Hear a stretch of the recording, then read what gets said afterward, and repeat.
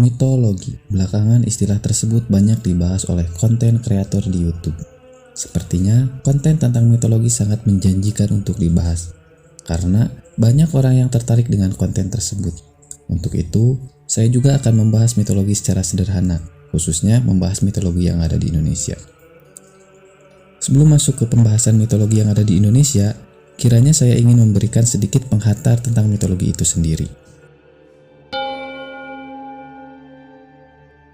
Mitologi secara bahasa berasal dari bahasa Yunani, yaitu mitos yang berarti kisah atau legenda, dan logos yang artinya ilmu atau paham.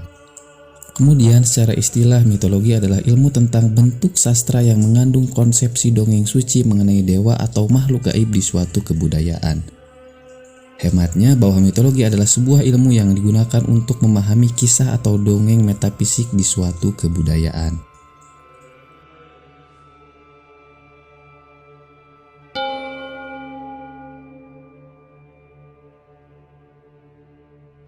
Di Indonesia, mitologi umumnya dikenal dengan istilah mitos. Meski sekilas sama, tapi sebenarnya mitos dan mitologi adalah dua hal yang berbeda, namun tetap berkaitan.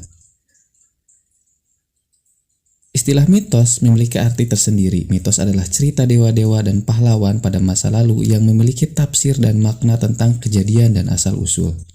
Artinya, mitos ini adalah sekumpulan cerita atau dongeng dari masa lampau, sedangkan mitologi adalah ilmu untuk memahami cerita atau dongeng tersebut. Sederhananya, mitologi adalah ilmu untuk memahami mitos.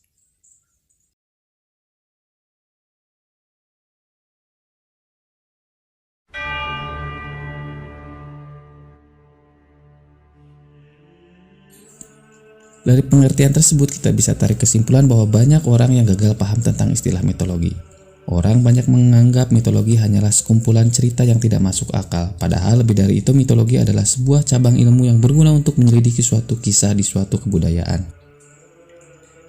Biasanya mitos terbentuk karena simplifikasi manusia terhadap gejala alam. Semisal, ketika manusia menganggap bahwa Dewa Indra adalah dewa petir.